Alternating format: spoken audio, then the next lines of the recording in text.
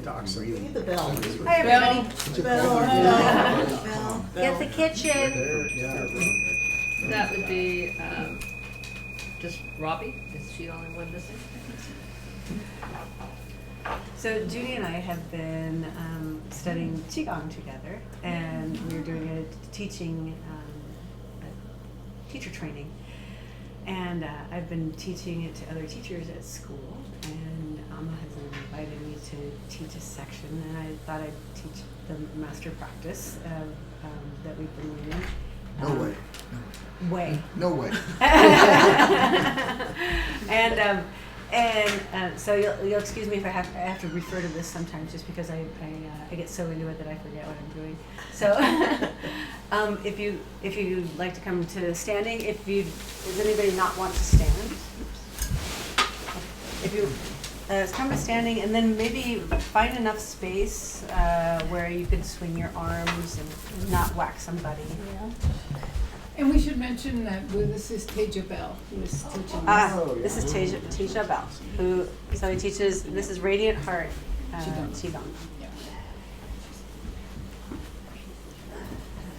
Yes, mention teacher. And so we start out moving through the 5 fields, and the first field is the ankles, and so just making any movements necessary to kind of lube up the ankles, get them moving. Placing the attention in the ankles. What's it like to be ankles on this body? And then moving up to the knees, making any movements necessary. Feeling into the knees. And then moving up to the hips.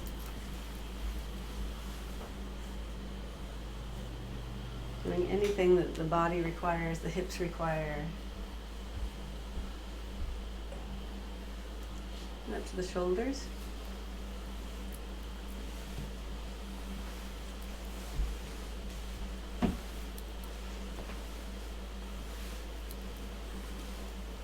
And then the head, making sure your eyes are open.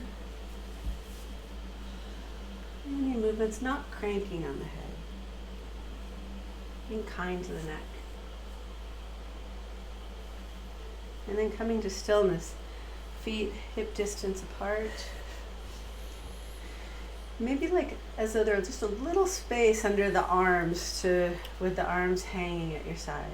So the arms aren't squeezed against the side, instead relaxed. Allowing the gaze to drop. This is Wuqi standing meditation. Allowing the weight to drop heavily into the earth. The earth can take anything we give her. So just allow the weight to drop.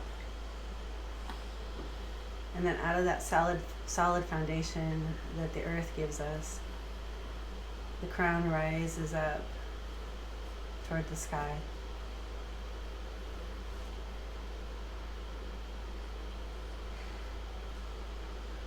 Checking in with the body.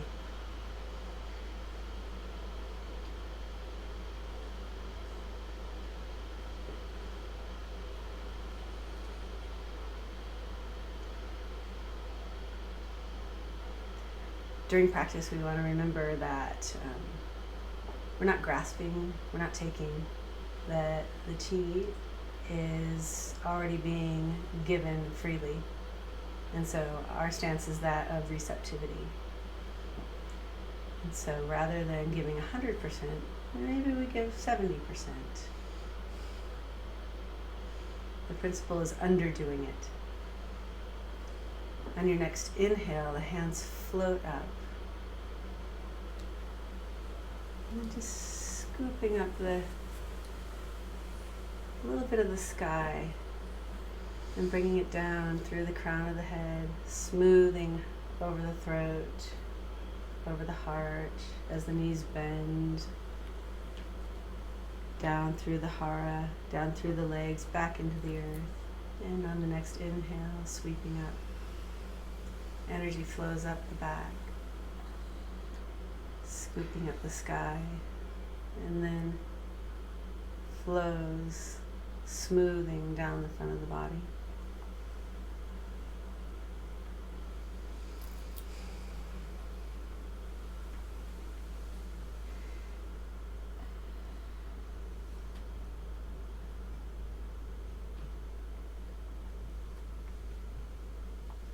joints loose.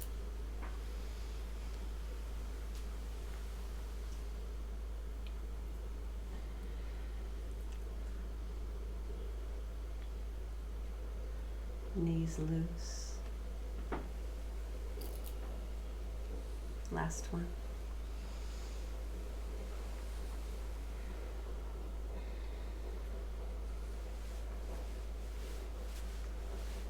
Soothing energy down the front of the body, down the legs into the earth. And then Wuchi standing meditation. Noticing what the body feels like now.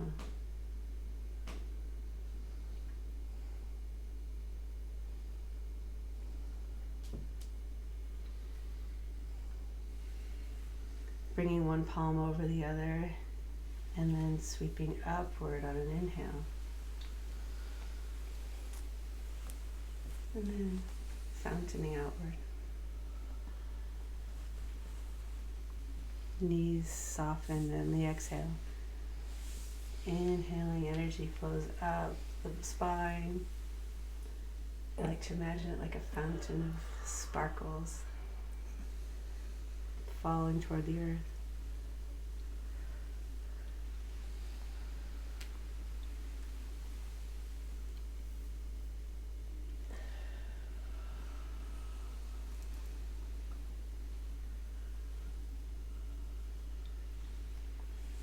In no hurry.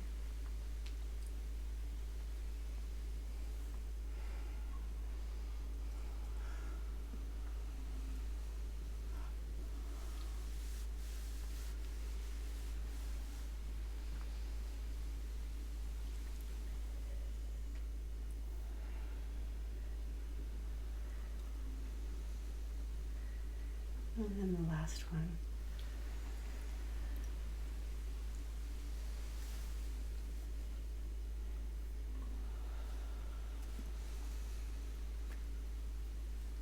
Into Wuchi standing meditation.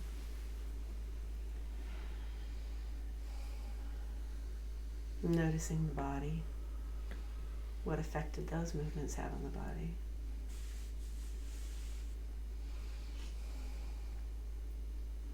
If you'd like to look just for a moment, we're going to, on an inhale, bend our knees, make soft knees, and then on an exhale, just slightly bend, turning, not cranking, and then inhale, forward and down. Exhale as we turn, starting at the base of the spine, mid-spine, at the head, and then inhaling forward. Smoothing that energy down.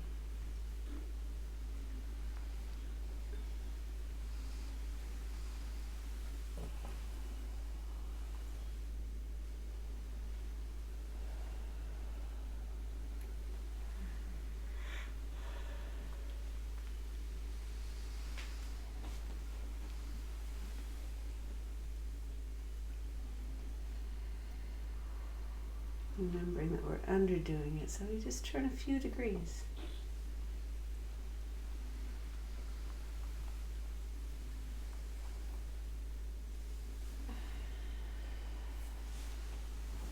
And this will be the last one.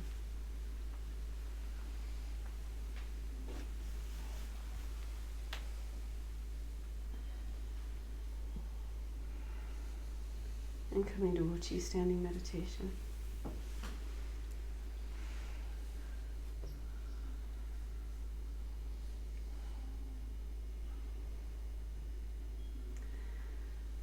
And inhale, hands to the hara, in front of the hara. And as we exhale, we contract. And as we inhale, expanding the hara. Exhale, you can bend your knees. Inhale, expanding. Exhale, contracting. Once again, remembering underdoing it. We don't expand 100%. We can expand 70%.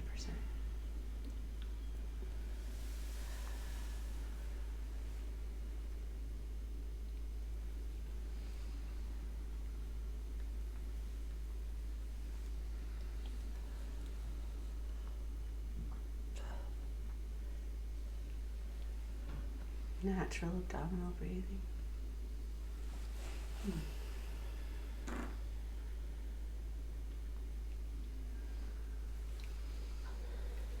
Sorry.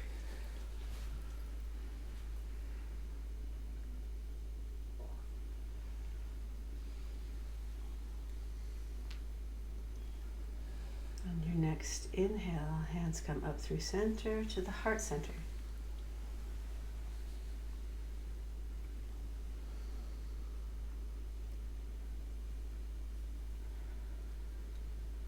Heart expanding on the inhale, contracting on the exhale.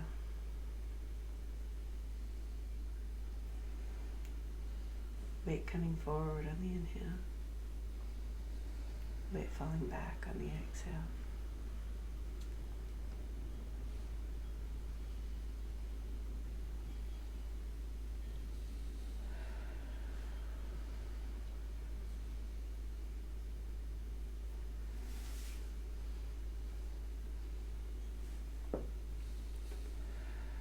Next inhale, hands come up to head center, clearing the space.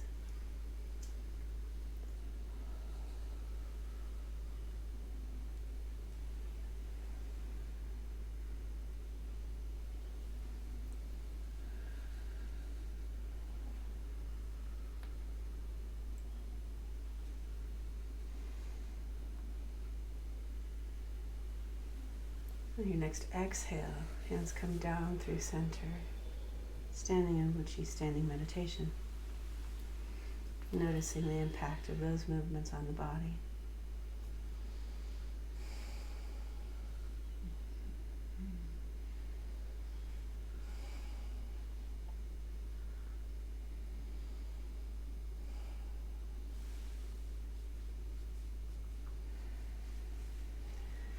Inhaling, hands forward, backs of the hands come together. Exhale, rolling forward. And then as you inhale, roll up, shoulders up around the ears and then back. Like a wave through the spine. Pulsing from the center. Pushing down into the earth and rolling up the spine. Energy is like a wave up the spine.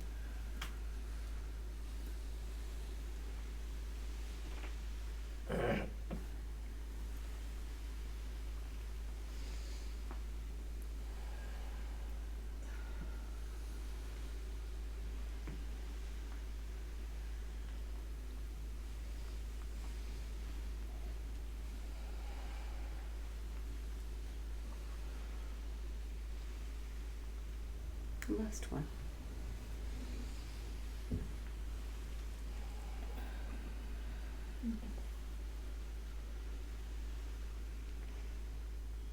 And then Wuchi standing meditation, checking in.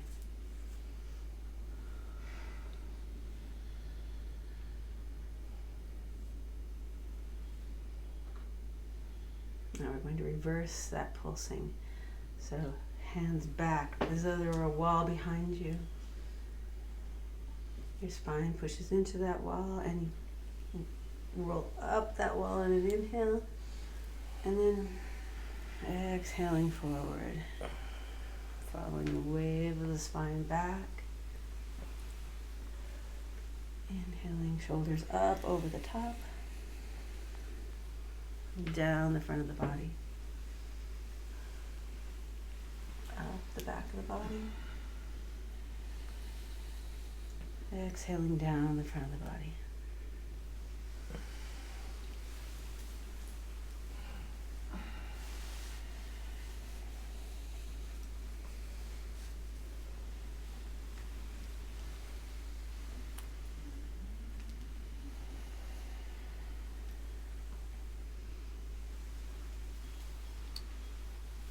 Last one.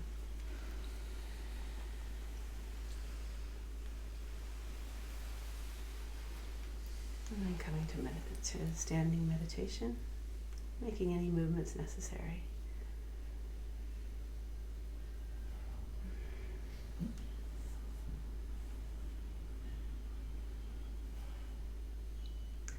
feet a little further than hip distance apart. And we're going to rotate the hips. So just begin by rotating the hips in one direction.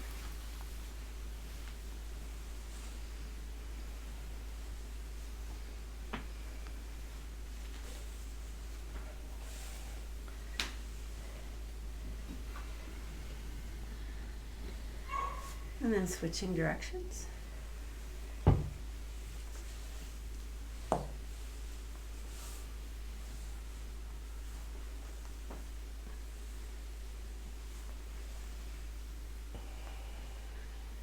And coming to stillness. These are shakeouts, and what we're going to do is bring the hands up like little birds' beaks. Bring them slowly up, and then instead of throwing them down, we're just going to release it and let them, like you're a marionette, and let that shake out. And then one more time, bring me up. And release. And just allow that to shake out. This is called trembling leaf. And what we're going to do is shake. Start, notice the ankles, and let them be loose. Noticing the knees, allowing them to be loose. Hips.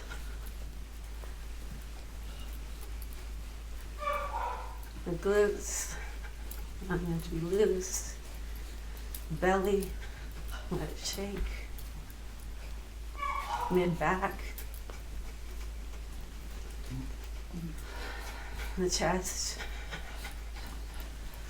You can open the mouth and let the air come in and out as it desires.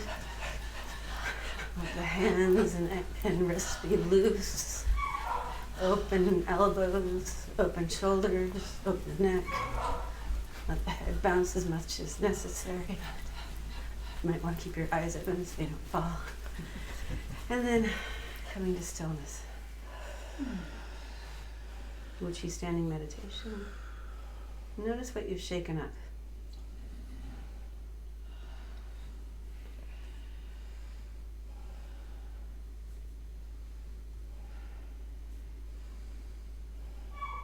Now we have two options. Well, we have many options, but I will offer two options. One is to repeat trembling leaf. The other is called dropping the post. And to drop the post, we'll come up onto the balls of our feet. Keep your mouth open so you can breathe through your mouth. And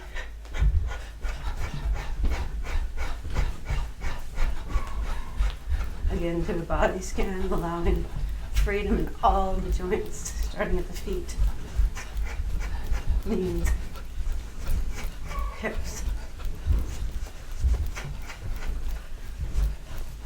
abdomen and back, chest, hands and wrists, elbows, shoulders, neck, head, and then coming to stillness.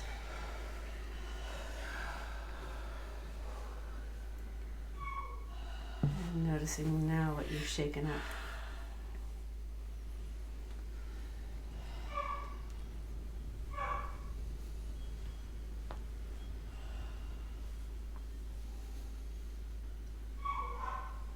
This will be similar to the shakeouts we did earlier, only we do this with purifying breath. So we're going to do our bird beak hands. And we're going to release and not swing it out. And when we release just through constricted lips, but we can let all the air out at once. So let's try one more time. Inhale up. Slowly back up.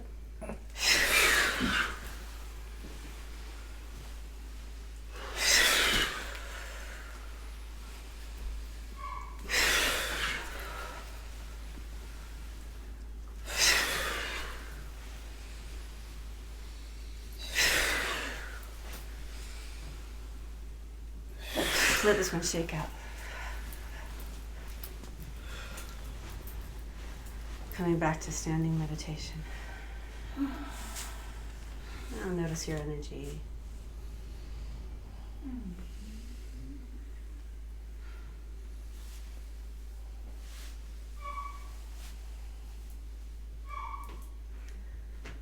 On your next inhale, hands come up to heart center with the backs of the palms together. Exhale here. And then on an inhale, opening wide.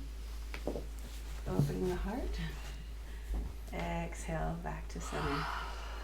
Allowing the spine to curve. Inhale. This is yin-yang breathing. So like a yin.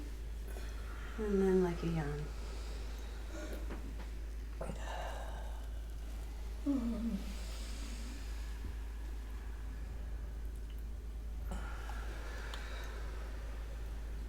And then hands back to center.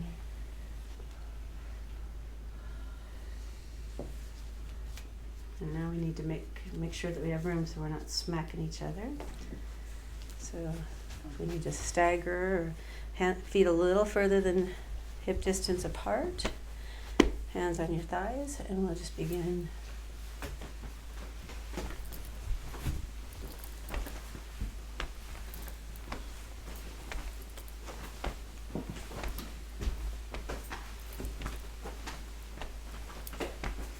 Breathing naturally.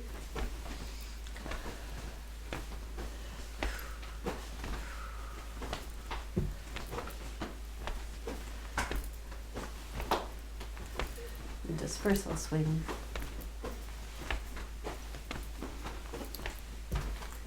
And then allowing that to slow down and eventually finding stillness. Back to your Wuchi standing meditation.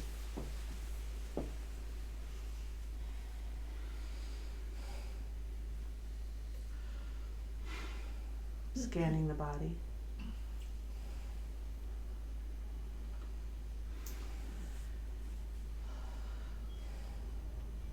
Inhaling, the hands float up.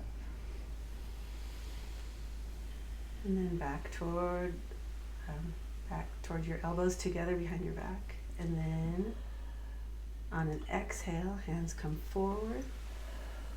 Palms together. Inhale. Opening the chest. Exhale, hands back together. Full spinal breathing. Remembering underdoing. We're not taking, we're receiving.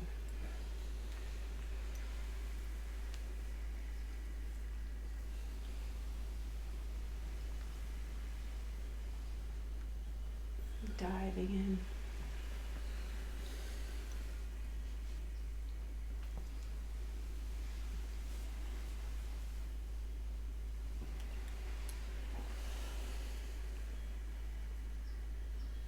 And let's do the last one.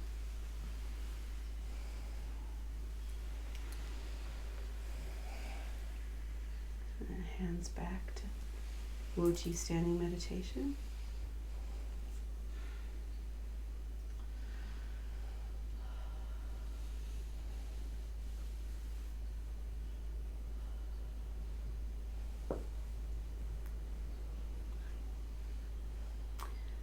From here, hands back against that wall, the imaginary wall behind you.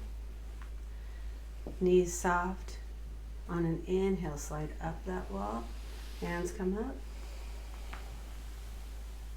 And exhale, smoothing the energy down the front of the body. With eyes open now. Exhale, begin to unstack. We're unstacking the spine. So coming only as far forward as is okay for your body, and allowing the knees to bend as you come forward. And wherever you land that's comfortable for your body, just hang. Bending the knees as much as you need to. Allowing gravity to pull you downward. Giving into gravity. Let the head hang. Continue breathing the best that you can in this position.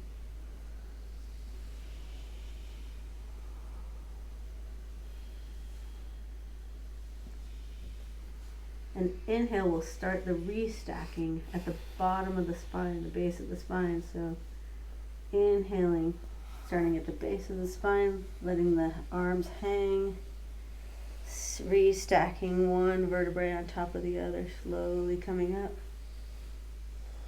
Shoulders up around the ears, stacking the shoulders last, and then the head right on top of that. Noticing what that feels like.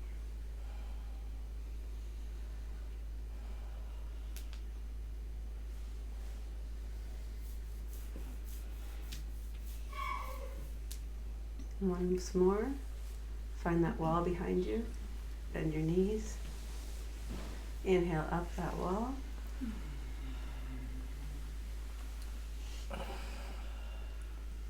Keeping the eyes open as we unstack.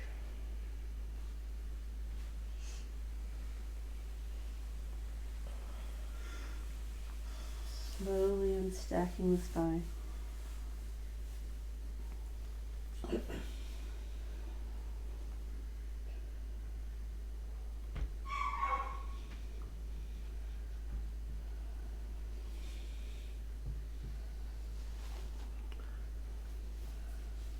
Starting at the base of the spine, inhaling, stacking one vertebrae on top of the other.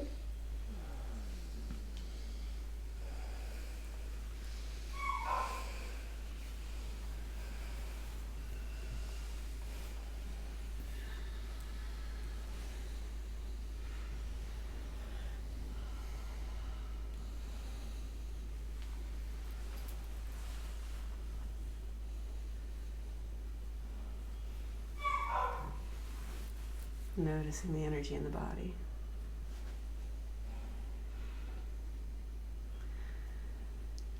Inhaling, hands up to just above heart center in the universal embrace.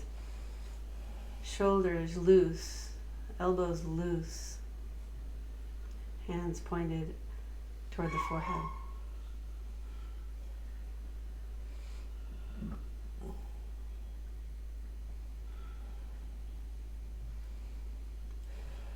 Inhaling, the left hand comes above the head, right hand below the hara.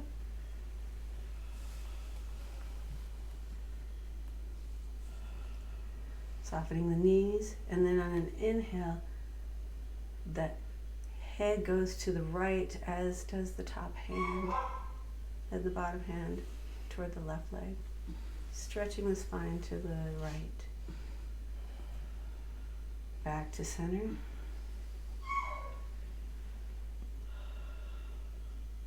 Inhale to the side, stretching with that spine. Bottom hand moves toward the floor, top hand toward the sky. And switching.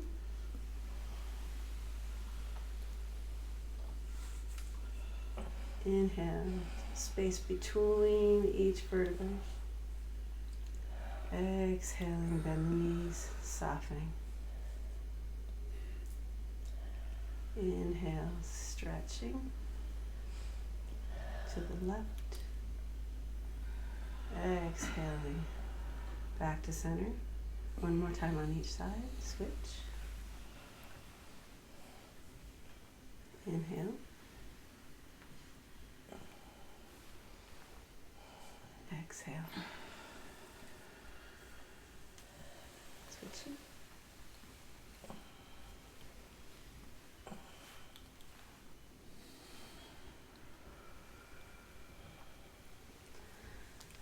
Hands back to Wu Chi standing meditation.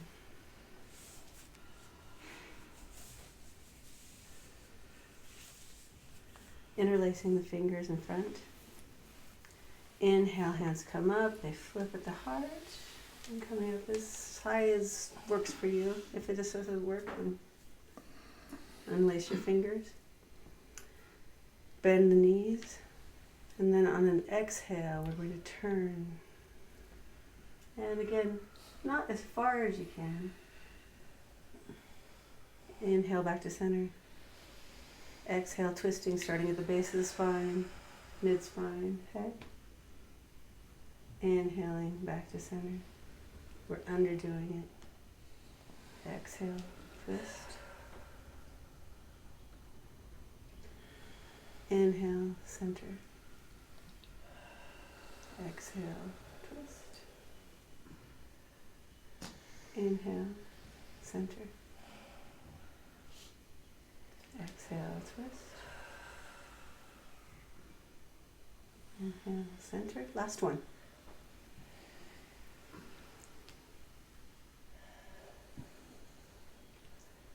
Now inhale, release the hands. Exhale as you're coming down. Inhale. Hands come up, we're flying. Inhale. Exhale. Inhaling again here. Imagine you're flying.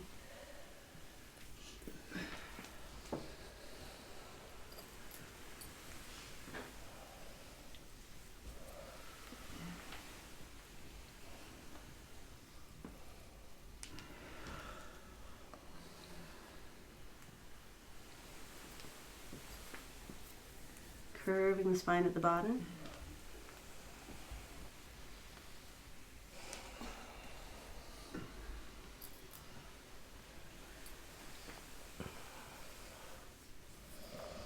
Let's have this be our last one.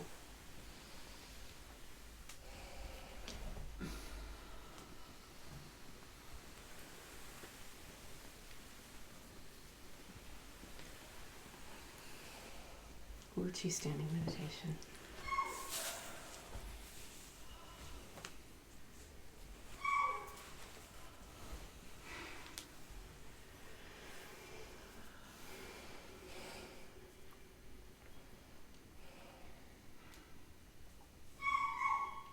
We've moved the spine every way that we possibly can, noticing what it feels like to be in this body now. And integrating breath on an inhale. Bring the hands up. And we scoop up a little sky, and we have the hands flat now. We're pushing down the energy through the crown, the heart, through the hara, down through the legs into the earth, and inhaling.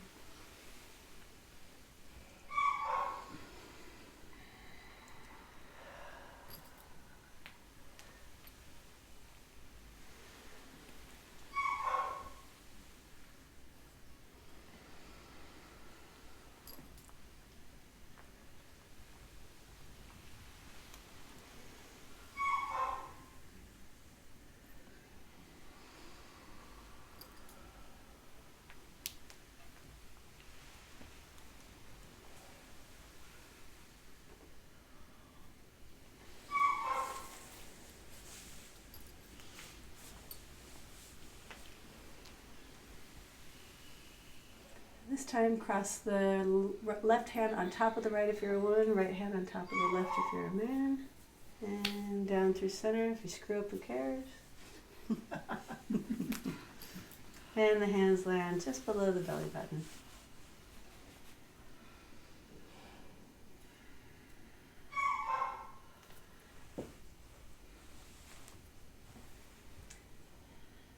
The hara is a place that holds energy in the body and can take all the energy of the body.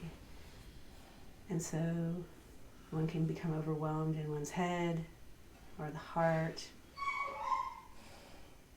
And when that happens, know that you can bring the attention to the hara, the space behind your hands, behind your palms right now. And this can take all of the energy. So imagining the jewel that resides within the hara like a great glowing pearl, luminous in the darkness.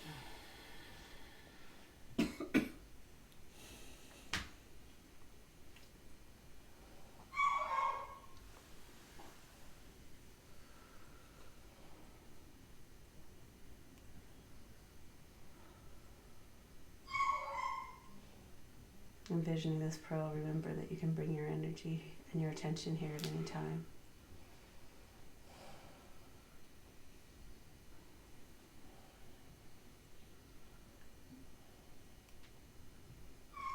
And bringing feet and fingertips together at heart center. Focusing the attention on the heart.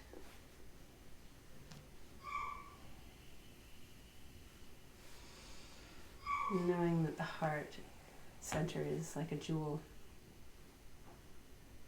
Imagining a jewel residing within. What does it look like?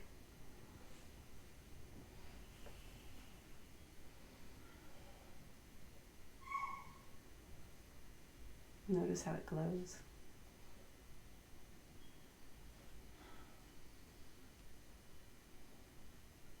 Or notice how it doesn't.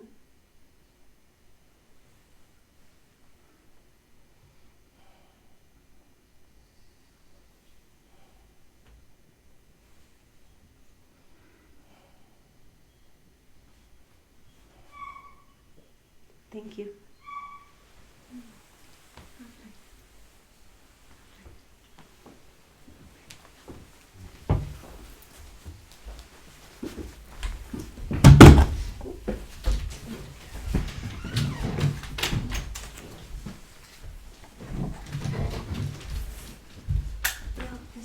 Is the heart the same as the dantian? Yes, the lower dantian. Yes.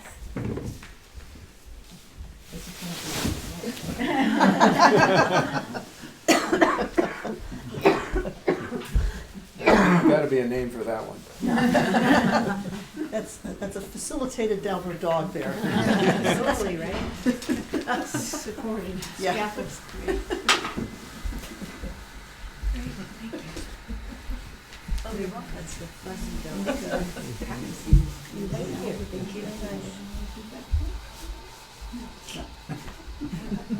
It's going to be like a break. Two breaks now.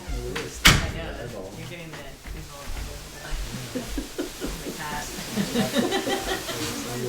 Readjust your position.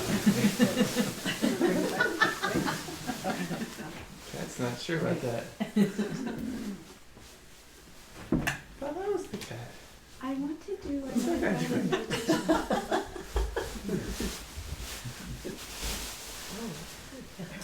Trying to replace me. I want to do another guided meditation, so get yourself situated.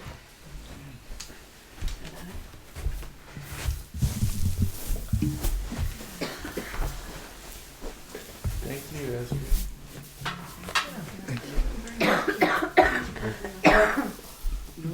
Thank you for practicing with me. It's wonderful to practice with you.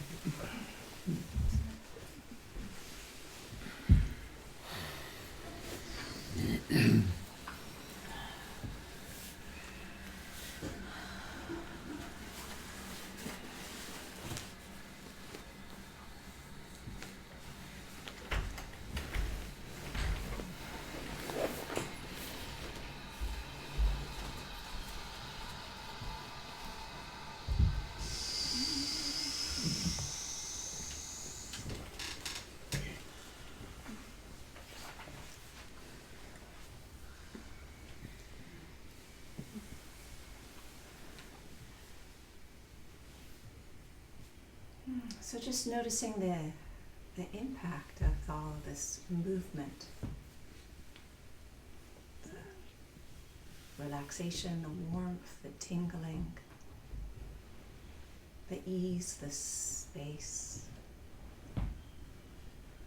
inside the body, and the impact on the heart and the mind.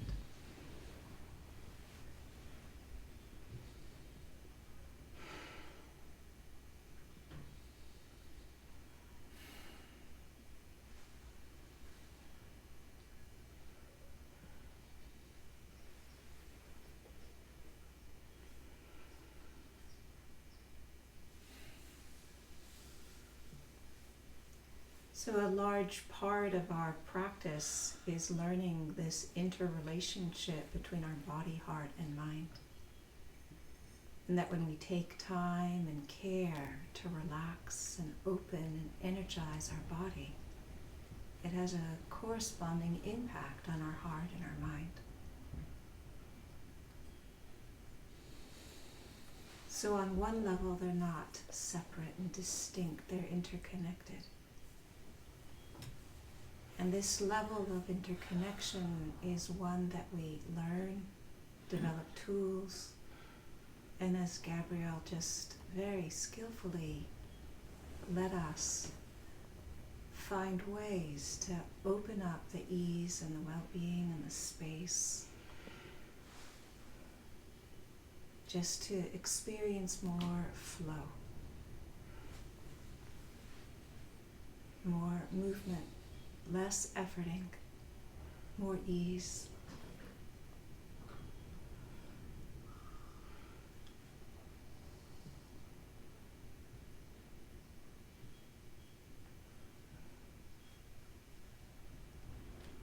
And sitting here after having gone through those Qigong exercises, just I notice a level of spaciousness and contentment that comes as a result.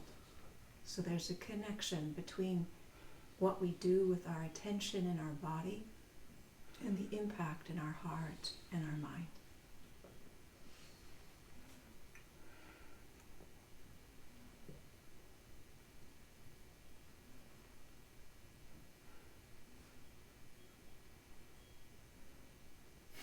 And while this is true, there is also a way where when we focus our attention in the nature of mind itself, it also impacts our body.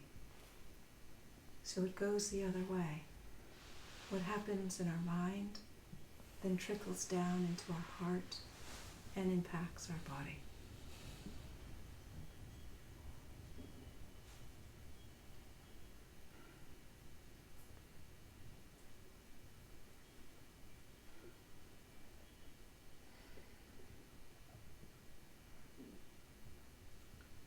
So the spaciousness that we feel from the Qigong has a correlate in our mood and in our mind.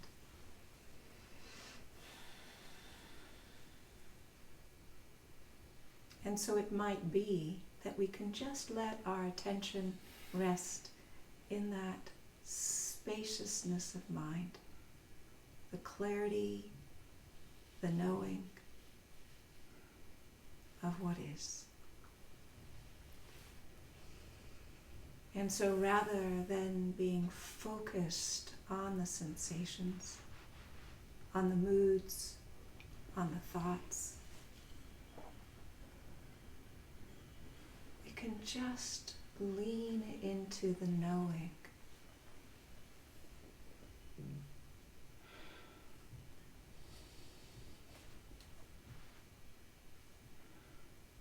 Just in the same way that the sky receives the clouds that are blowing through, the wind, the weather that is blowing through.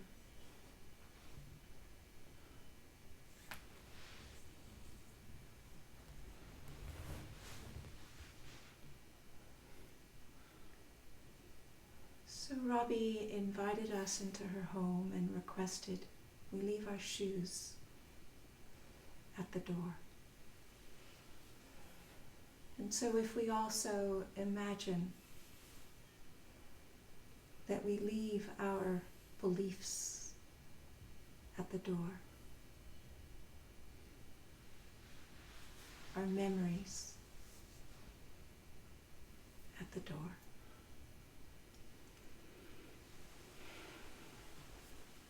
all of the things that are wrong, we leave them at the door.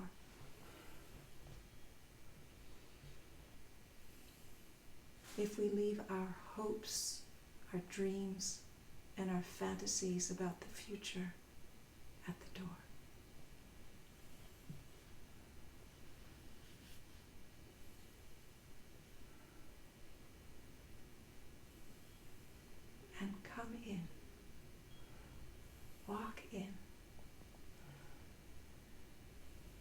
seat.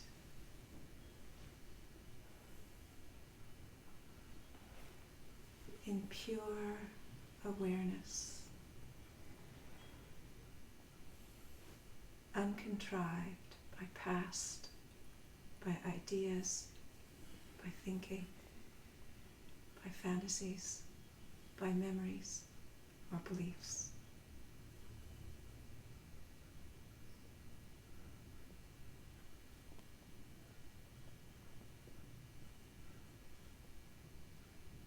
Everyone is welcome.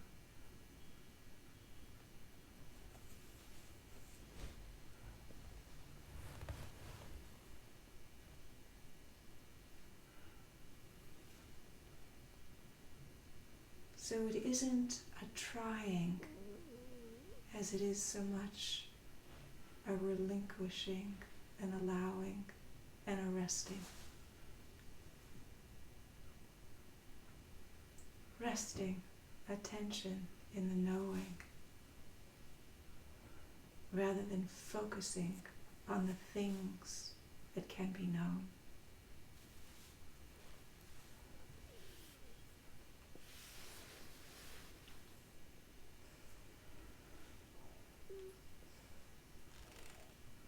This knowing expresses itself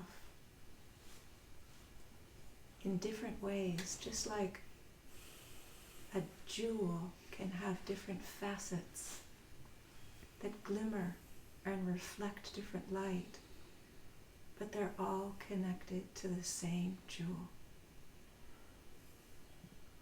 One of the facets of this knowing is joy. It isn't a joy of having. It isn't a joy of getting rid of. It isn't a joy of becoming or non-becoming.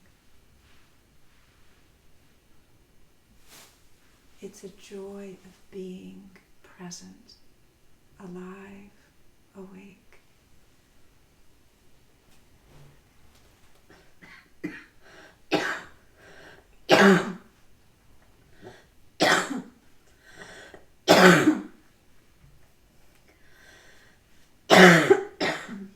It's the joy of knowing.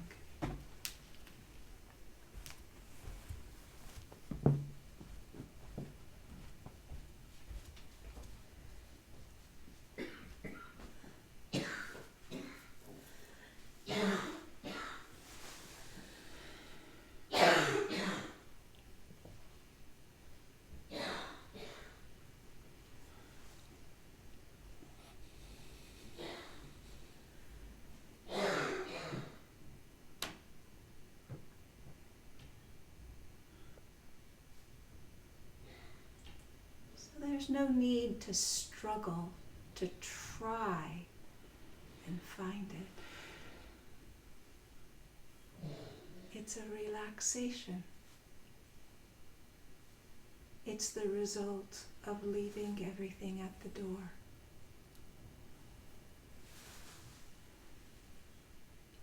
It's what happens when we let go. It's what's left when everything else falls away.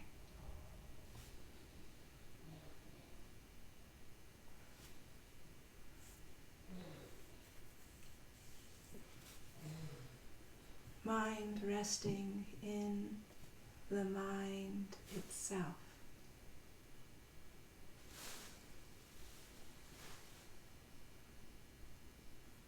is the release of suffering.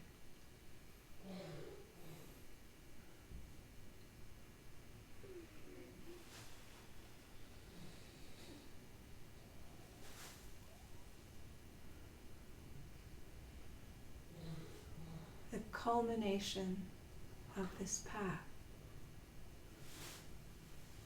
the culmination of the Four Noble Truths, the culmination of the foundations of mindfulness, is the release of suffering.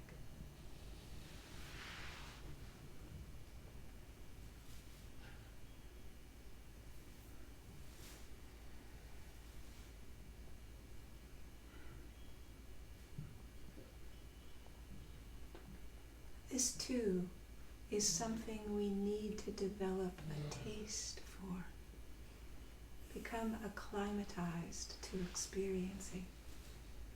Allow our nervous system to reorganize around feeling, knowing, sensing. The release of suffering. The joy that is without an object,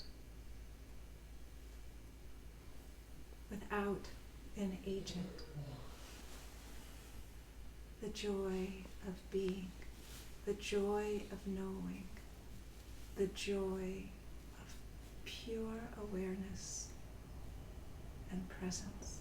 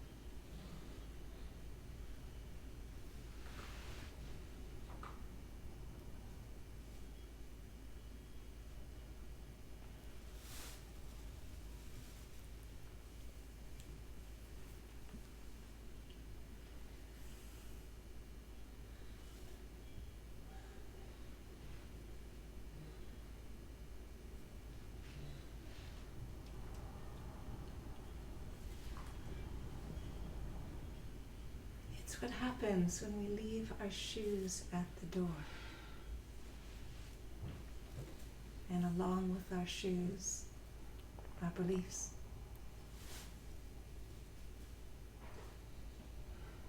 Our memories. And our fantasies for the future. It's what happens when we walk in knowing, in presence.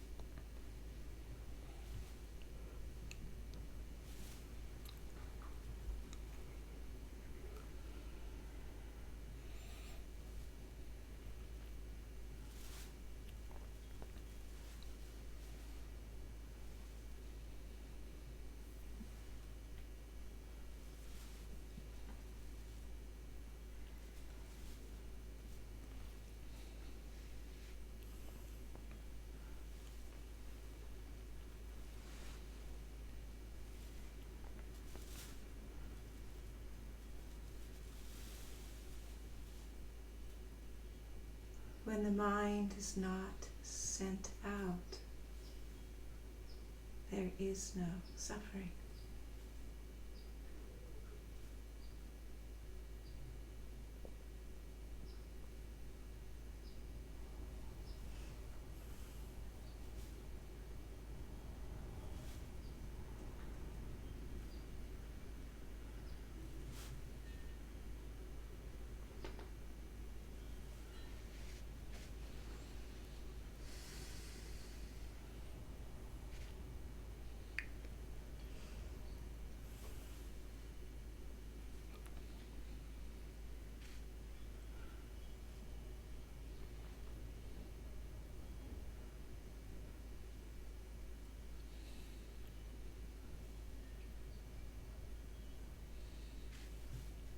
So we can allow our attention to relax in the sky and become oblivious of the clouds. Or we can relax our attention in the sky and use that as a basis for noticing the clouds.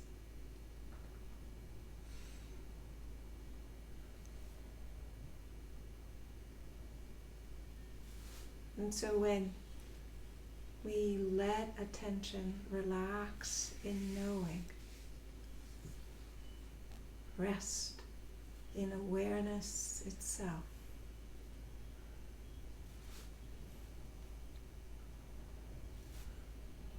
notice what happens in your body.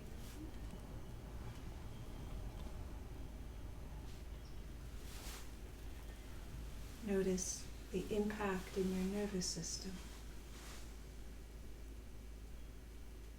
Notice the tone in your mood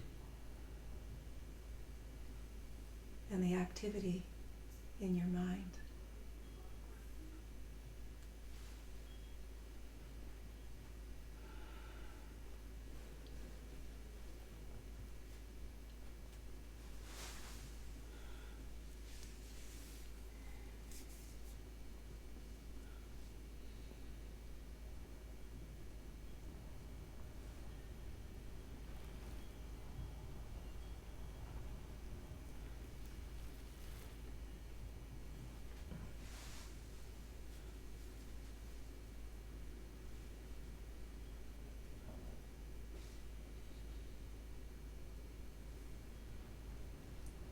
The sweet thing about pervasive joy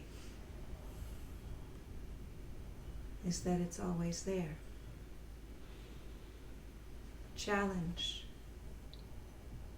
is whether we can clear the access so that we can experience it, know it, feel it, abide in it, rest in it.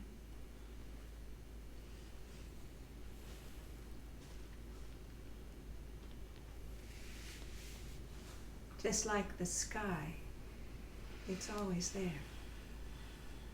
We might get mesmerized by the clouds, preoccupied with the clouds, distracted by the clouds. But it's not far to find the sky. It's not a distance to travel.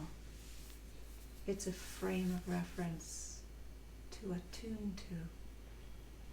It's a shift in where we are looking.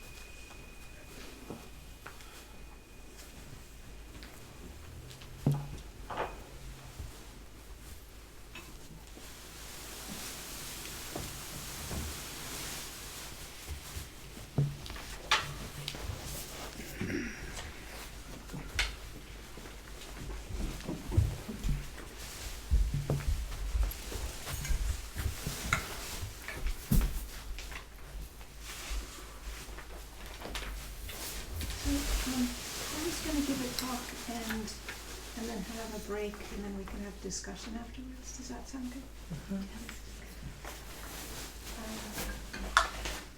Does anybody need a bio break? We've got one.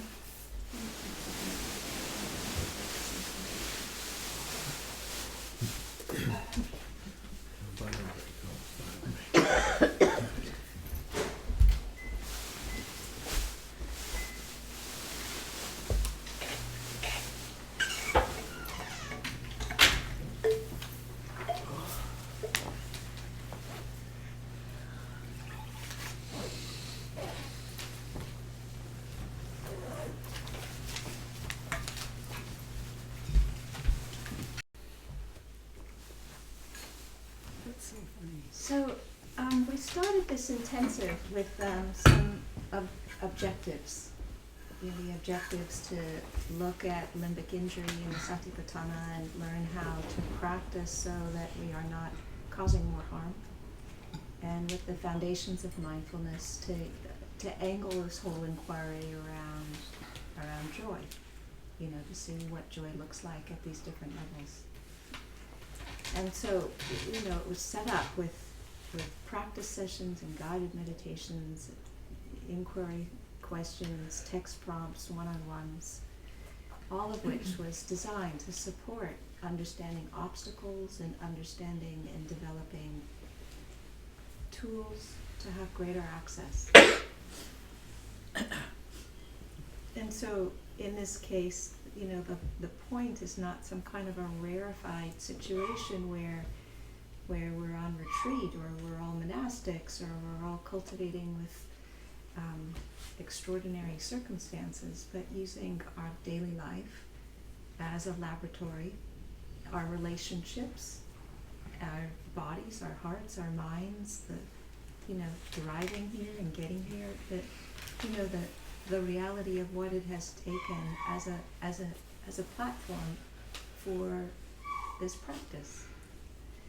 And so we're coming at and the idea was to cultivate a whole life joy. So not a joy that's just limited to what happens under certain specific specialized conditions, but to find joy in all of our life. So we're at the bookend. We had an intention, and now we're coming towards the end, and we have a chance to explore and see how do we do. What check boxes can we click off as what we covered, what we understand conceptually, the tools that we have access to that will help us so that we can come back here, the qualities that we developed in our group. So I wanted to talk a little bit about some of these different kinds of joy and just see, so, just as a reflection to sense, is this something you experienced? Do you know how to have access to it? Is it something that is of value for you to continue to cultivate? So one of the kinds of joy that we didn't name directly, but we spoke around it a lot, was the joy of coherence. And this is the joy when the different parts of our mind and body are actually in relationship with each other. This is when our developmental stuff and our spiritual stuff actually have some way of speaking together. They're not separated out, split off, and in separate parts of the building. They actually can meet. And the joy of coherence is not something I have heard spoken about as a joy that's worth cultivating in a meditation context, except for when I've said it myself and when one of my colleagues has spoken about it. Then there's the joy of moving from dysregulation to regulation. It's when our systems are completely jacked up and we move them from being jacked up to actually having some semblance of just being regulated. So we move from hell realm kind of dukkha to just ordinary dukkha. We move from the front end of the bell curve to the middle of the bell curve. And that's not an insignificant joy when we move out of that kind of hell realm and into just ordinary dukkha of things changing and being naturally unsatisfactory and that kind of stuff. So there is the joy of moving from dysregulation to regulation, and then there's joy of having tools to know how to do that oneself, so that one is not left feeling completely at a loss when you find that that's what's happening again. There's the joy that comes when people are recovering from addiction, and the joy that comes from being able to stay sober. There's joy that comes from trauma releasing. There's the joy of limbic repair, where the system has gone from a stress response where everything has got super glue on it and only is looking at the things that are difficult, and there's hypervigilance and a sense of danger everywhere, to where, again, the system is normalized. And then another way of speaking about that is in the language of attachment wounding, where we move from our insecure or our anxious or our disorganized attachment strategies, and we move into occasional, more often, and regular experience of earned secure, where there's this experience of being able to trust oneself, trust others, that basic needs are going to be met more often than not. And that is a huge joy when you've come from not knowing that, or experiencing that, or having that be the basis of the way that you see yourself and you see the world. There's the joy of the precepts that names and supports non-harming, honesty, sensual and verbal skill, and sobriety. There's the joy of cultural guidelines that support safety, trust, non-remorse. There's a kind of joy that comes from self-awareness, of knowing who we are, of how we operate, of what our needs are, what our values are. You know, so I came out of the monastery a few years ago, and there's been a lot of questions that I've been holding open about who I am that is different than the way I was operating when I was a monastic, you know, that span like things like gender identity, sexual orientation identity, things like that. So when I was in the monastery, I was hyper-identified with being female. But that was like a hyper-polarized, gendered environment.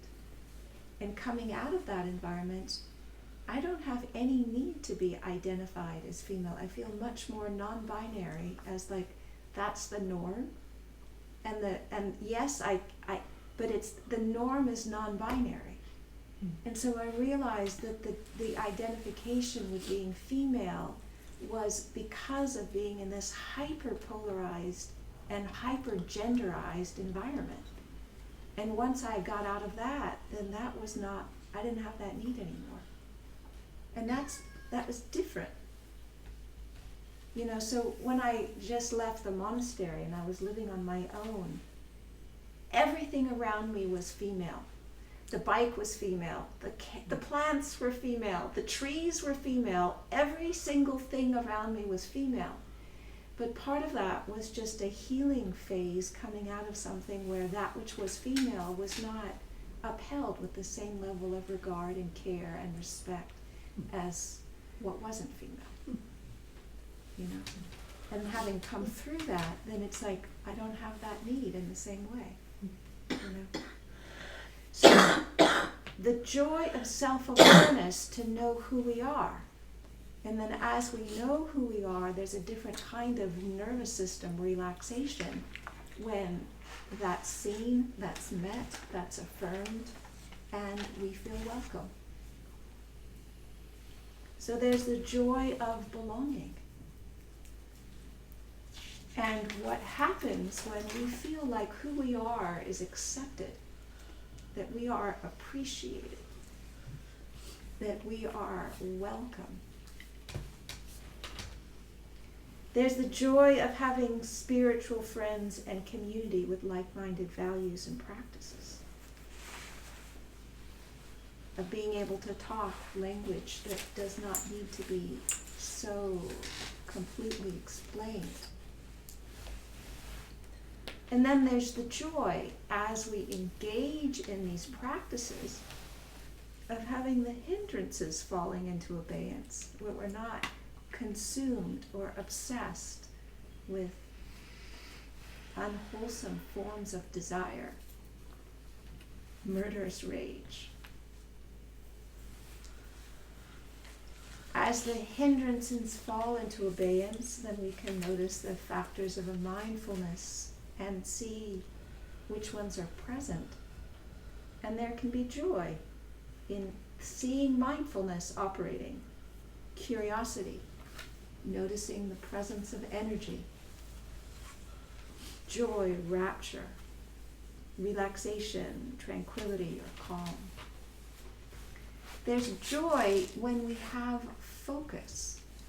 So even the focus to be able to go to the table and notice the spread of delicious treats and take it all in and not feel preoccupied or distracted and having to do something.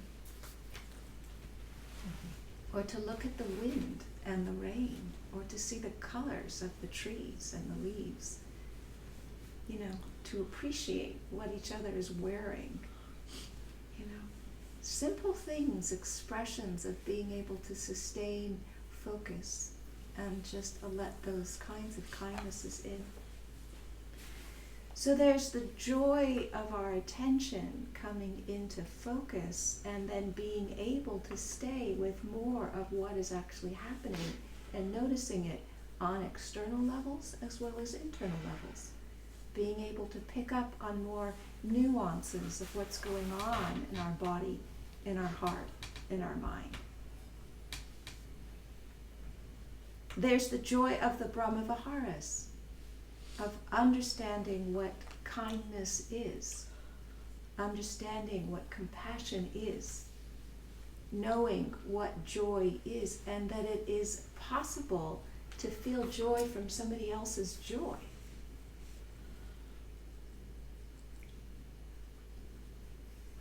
And getting a sense of what equanimity is. You know, so moods and feelings can go up and down, and yet there can be the possibility of finding something that is even and able to receive all of it without getting caught in the ups and dragged into the downs and swirled by the rounds and rounds.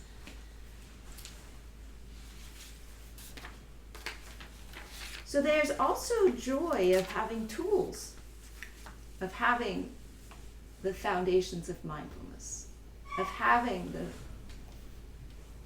the Four Noble Truths, and not only understanding them as an intellectual, conceptual practice, but understanding them as ways of focusing our attention to give us more choices about what we can do in the present moment with anything that's arising.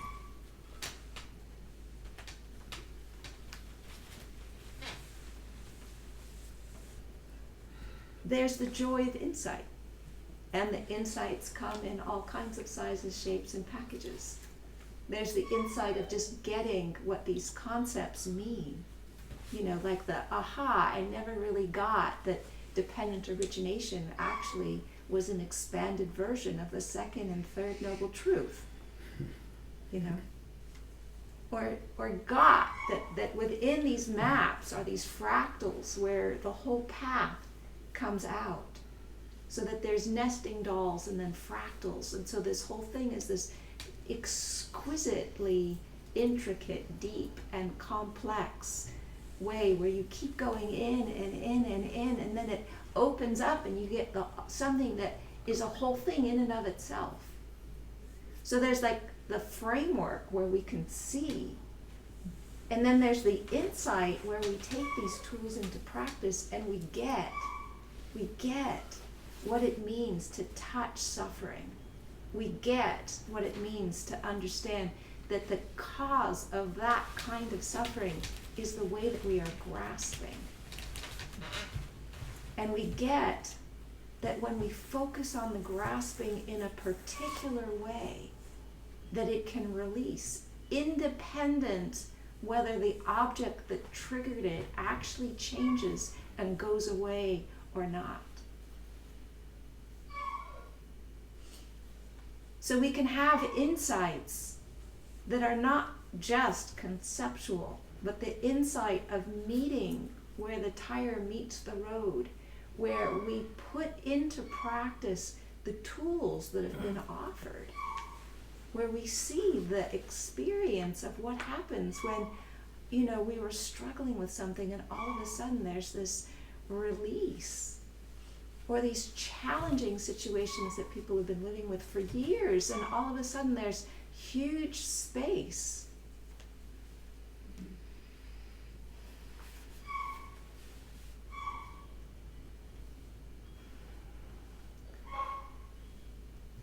There's the joy of non-separation. There's the joy of experiencing ourselves as being undifferentiated in a field of awareness. That we are not somehow distinct, separate lumps, separate from this field of luminous, clear, loving awareness.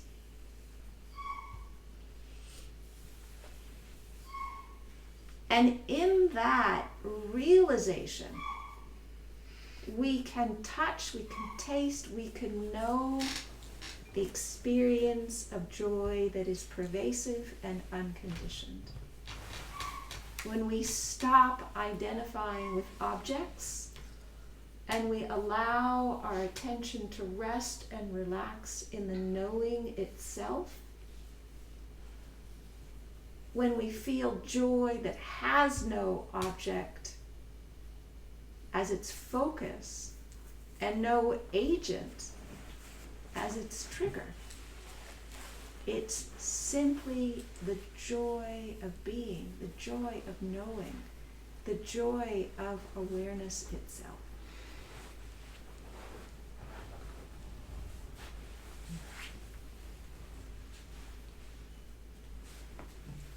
So the Ajahn Chah, one of Ajahn Chah's quotes or famous things that he said is, if you let go a little, you'll have a little bit of peace. If you let go a lot, you'll have a lot of peace. And if you let go completely, you'll have complete peace. Letting go is one of the pathways to joy.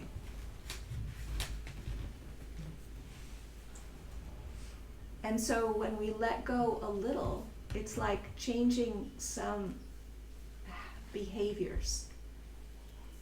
When we let go a lot, it's like changing some beliefs. And when we let go completely is when we stop identifying ourselves as being separate lumps who are only able to absorb into the objects of our experience. And we get it that who and what we are is this luminous, loving awareness. That's what's left when everything else falls away. It's different than being in the trenches shit shoveling. And it's not that we can stop being in the trenches shit shoveling. But it's a different level of kind of like getting it, that that's not the only thing that we are.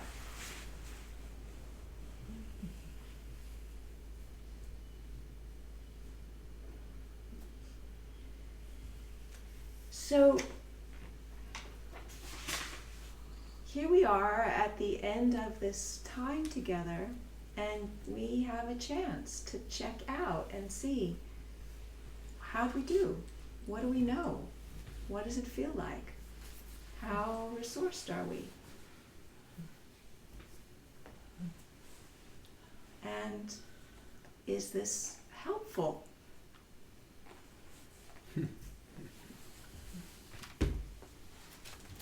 So that's my talk, and I want to just take some time for questions, comments, discussions, impact, and see where you're at. The cat's responding. The cat has an opinion. Oh. Did he fall off or? No, he Woke up. Doing some grooming. I'd loved having the list of all the different kinds of joy. I Yeah. mean, I don't think I would actually thought it through that well. And so it was, I took my notes and I really appreciate it.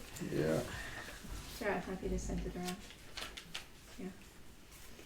Can you say a little bit more about the very first one, about the Joy of coherence. Coherence. Yeah. So I think, part of what happens, and part of, I've heard some issues that people have brought forward, or insatisfactoriness that people have brought forward with different retreat centers or practice environments. And another way of thinking about it is that it presumes that there's coherence before people arrive. And when there isn't coherence, when all the parts of one's mind and body and system are not in sync and in communication with each other, then going into an environment that is angled towards meditative practice, assuming that all those things are communicating, synced up, and in communication with each other, is going to have not a very good impact. Can say that again. Why would they? I mean, you're right. You're completely right. I'm sorry to interrupt. No, go ahead. But why would a center assume that? Because people are struggling to find these truths and to find these insights and to find Because find their path. classically, the Buddha's teachings begins with the assumption that people have Yeah. arrived at that level of coherence. Yeah. And so in our modern world, it's not a correct assumption. No. It's just not. And so I feel like part of what my passion is, yes, I like the deep Dhamma, but not to throw 3/4 of the people out the window before they've even entered the door, And so it's like we've got to get people on a similar page. Huh, Ketty? Yeah. So would you speak to what so there are people who the retreat center doesn't provide for the fact that various people don't have coherence, but maybe the question is more describing what coherence is, and the non-separation. It's can you speak more to that? So I think To that, I mean, I was thinking of the soap maker analogy, where Say more. sort of the first jhana, isn't that the coherence that? I definitely experience joy in that sort of coherence. The trick is that there's stuff beyond hindrances between me and that a lot of times. so when a person can enter into that level of unification, then there is coherence. That's an experience of coherence. But it also can be the case that you can enter into that and not have clear traumas completely out of your system. And so when traumas are active, then that level of coherence is not available to you, that level of unification. So there's some kind of a I don't have psychotherapeutic training, so I don't have I don't know how to map it, but there's something about the way, let me see if I can give it a try. The Buddhist teachings is a gradual path of ethics, of generosity, of concentration, and of wisdom that is meant to take us into a way of being able to reflect on the nature of the mind and let go of illusions of having us thinking that we are something that we're not. Okay? That path certainly does support on some levels, issues around addiction and sobriety, some stuff around if you've got a good community that you're part of, there can be some attachment repair that happens with that, a modicum of limbic injury repair that happens through that. But the mapping is not, this process of gradual opening up to the nature of the mind is a different mapping from what's needed in order to understand our attachment wounding, our limbic injuries, and our traumas, and to have them come to resolve that. So they're two separate maps. And when the Buddhist map, which is moving at increasing levels of revealing what the nature of the mind actually is, can be antithetical to this other map of developing coherence, safety, a sense of belonging, a sense of being able to relax in your own skin, and trust that the environment is seeing you, appreciating you, and responsive to your basic needs. And so that's, I think, this kind of rich, juicy interface is when we begin to have more skill in describing those three different areas and technologies to move us into coherence around limbic injury, around attachment wounding, and around trauma. And part of that is around attunement. Part of that is around developing a relational field. Part of that is around safety. That is different than the safety that comes in the precepts. It's the safety of being seen where you're at and being responded to where you're at, which is different than not kicking somebody, or having sex with somebody who's 12,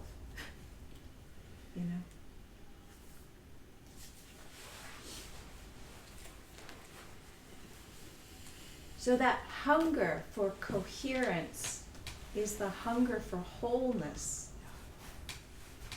And that hunger doesn't have a map on the Buddhist spectrum of desire. The desire, kama tanha, bhava tanha, vibhavanha. Kama tanha is the desire for sense pleasures. Bhava tanha is the desire for becoming. Vibhava tanha is the desire for non-becoming. The desire and hunger for coherence is not on that map. It's to have a basic level of health where everything inside is actually synced up and speaking to each other.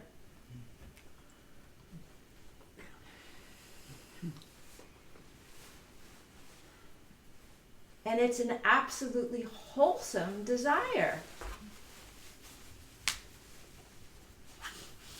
I think that's we've talked about this before, but about where psychology fits in actually, because that the whole premise of psychology is they're going to meet you at where you are, and I think in general that's adhered to.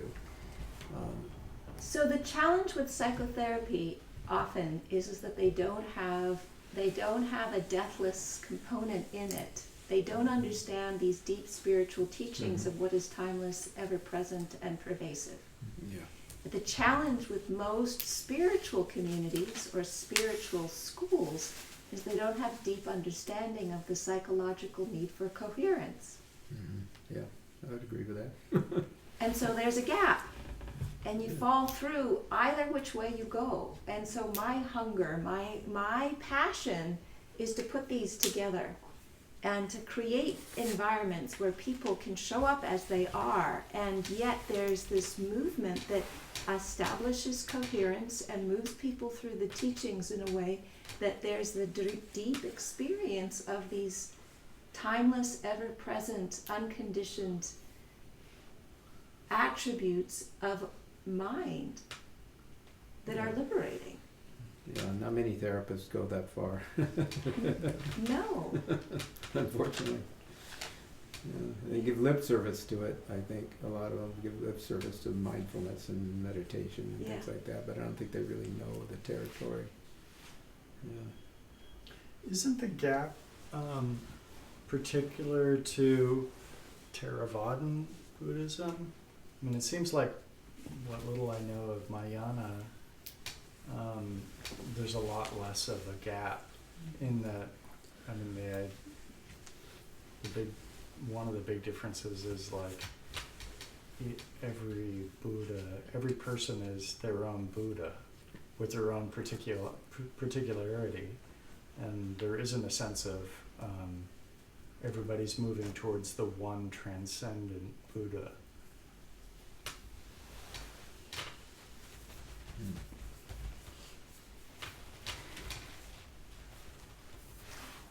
So it's a good question as to check and see whether there's less spiritual bypassing in schools that have different, orientations. And I don't know how to check and I don't know how to measure. Certainly I've seen that there's a variety of different things that happen in different schools that are not skillful, And there's all kinds of ways where cultural norms then are used to disregard the human needs of different people because they just don't have the same status. Nuns is a good example. Nuns are not supported with the same level of care as monks are, and it's just, and that seems to be the case across many traditions, So there's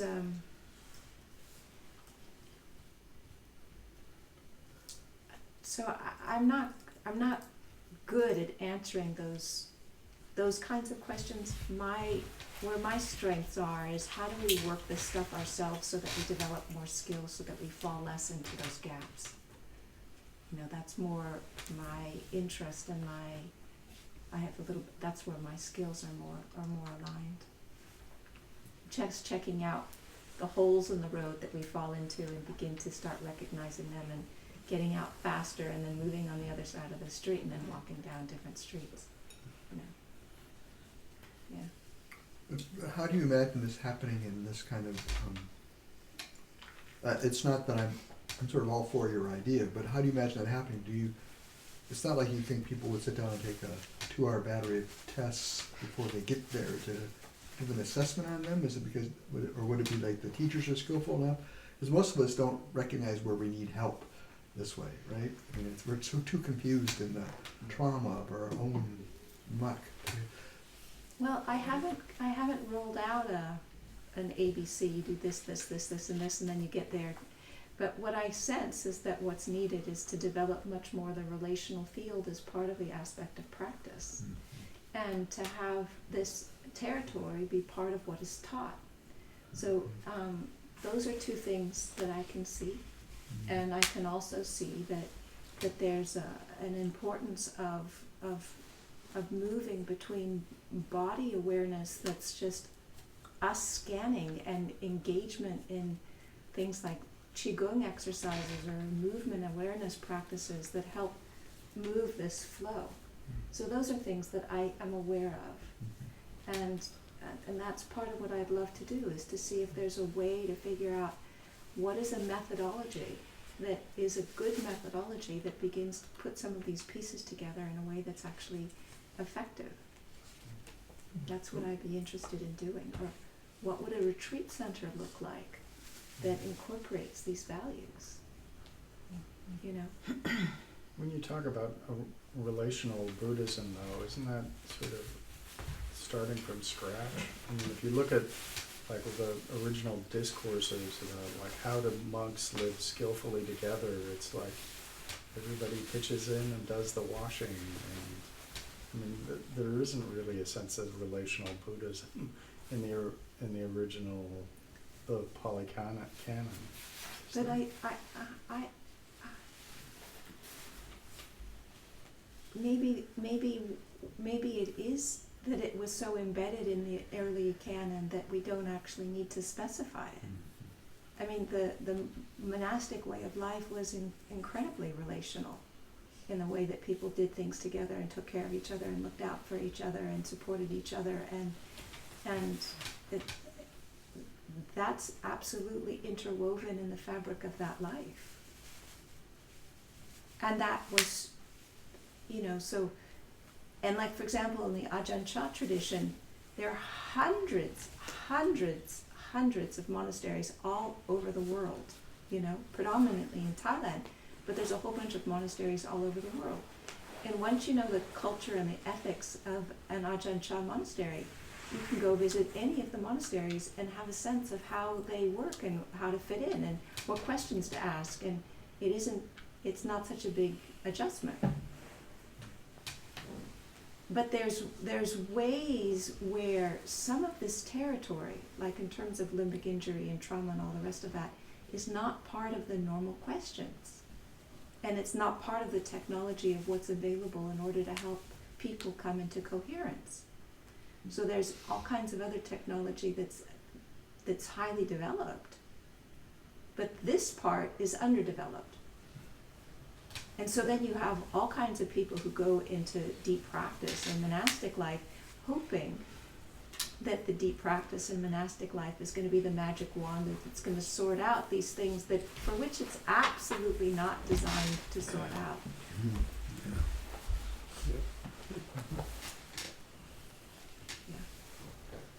Yes, I Tara? just want to get clear. So when we talk about relational field, are we talking about Sangha?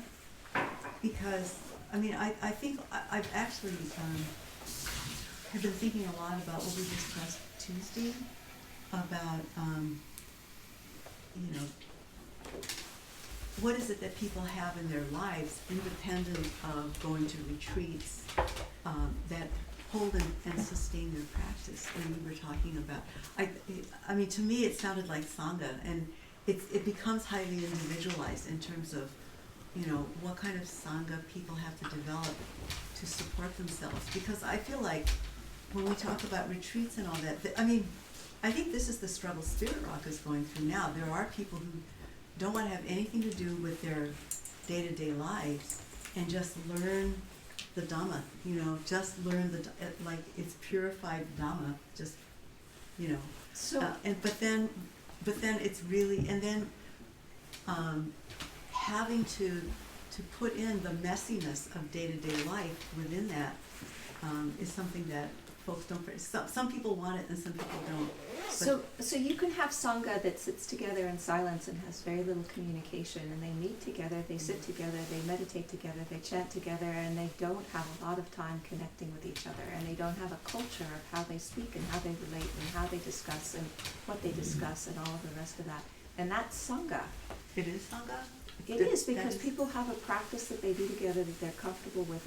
That's a Sangha. But what I'm talking about in a relational field is the nuances of developing that so that there is the ability to meet each other, see, and to discuss, where there is the ability to attune in greater levels to what's actually happening and hold space with each other, to witness, to allow inquiry, so that there's more capacity where through our presence with each other, we are supporting each other in this path. That it isn't just people coming together as lumps on cushions, but it's people coming together with hearts and bodies and lived experiences and moving in and out of trenches. I mean, I go in and out of trenches. I've been doing this for years, and I still have stuff that I deal with that sets me off in line or triggered or whatever. And so the ability as Sangha to understand this span of territory and learn together how to show up for each other in ways which are effective and genuinely support. It's not that you need to get a PhD in therapy or psychology, but it's like, okay, when a person is navigating this level of stress, then what's really helpful is to just hang out with them, have a cup of tea, and talk about windows or green things or cats, or get out your laughing dolls or whatever, you know, so that there's intelligence about some basic, it's like basic first aid, basic mental first aid for these different places of practice and what supports. So that people are not so isolated and on their own trying to figure it out at the times when they are the least resourced to be able to do it. That's why, to me, and you know, the thing about relational sounds like it's a more refined definition of Sangha. It is. Because if you're talking about the triple gems, the Sangha that's just routine mechanism, to me that does not qualify to be a triple gem. Yeah. It's just too routinized, and you know, but what you just said, the relational, that to me is more, I mean, I just assume that's what Sangha was, something that allows your practice to be nourished, so. So living in the monastery, and this is also complex because we are a group of nuns in a community of monks, in which there was a very big difference between all kinds of things between one and the other. It took us years to develop a relational field amongst the sisters that actually felt deeply nourishing and supportive.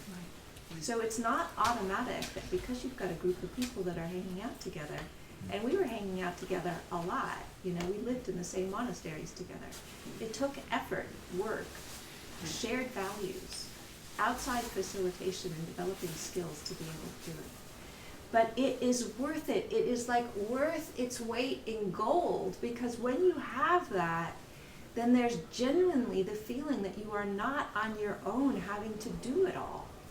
And that makes a big difference. And so I am interested in seeing what would that look like? How do we do that? And how and what? So that's of interest to me. But anyway, we can go on with this for a while. Can I go on? Or you need to do that? We're going to need to have a break. Okay. So can we pause this and just say that there's a lot of juice in this conversation? Yes. We're not done. We're not done. Yeah, I think we need a whole new intensive for that one. Okay, so let's just pause it and we'll have a break. But what I want to do is invite Judy to speak. So I put together this little feed.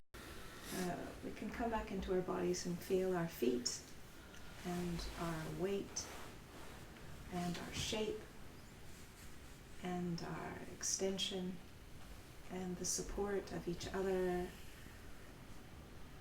and feel the support of what we have created and what has made this possible.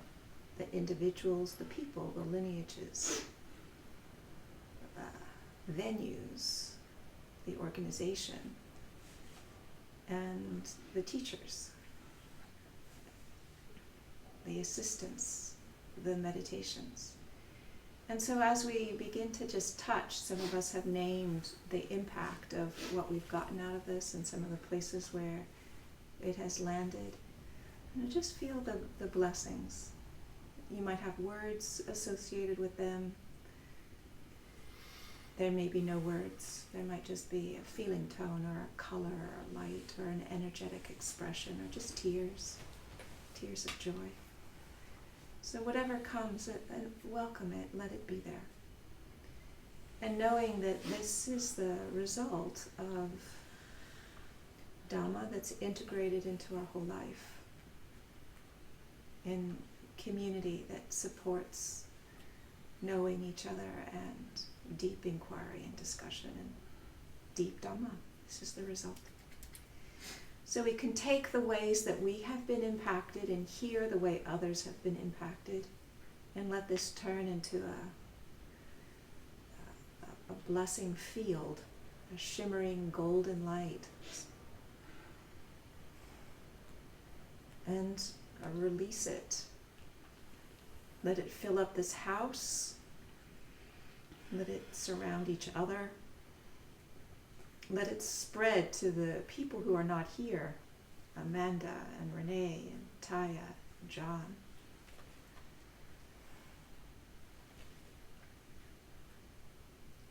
Let it soak into the earth.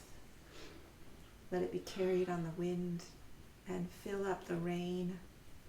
Let our friends and our communities, our colleagues, the rest of our families, all of our groups and communities, the people that we don't know, the people who have hurt or harmed or been a source of difficulty for us.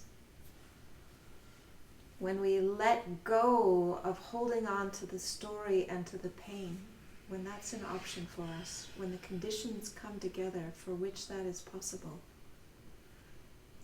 then that too is a blessing. And so we share our blessings with all beings everywhere, human and non-human, in this earthly plane and in other planes.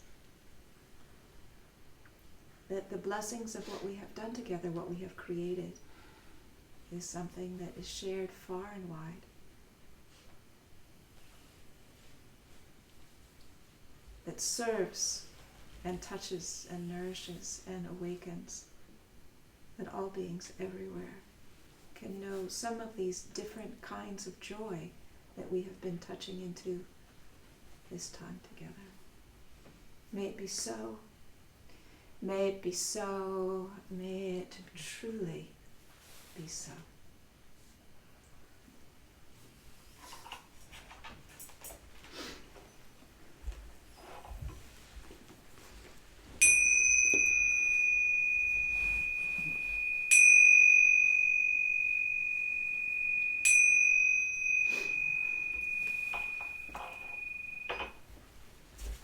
So you're at your pumpkin hour. I am. So you need to leave.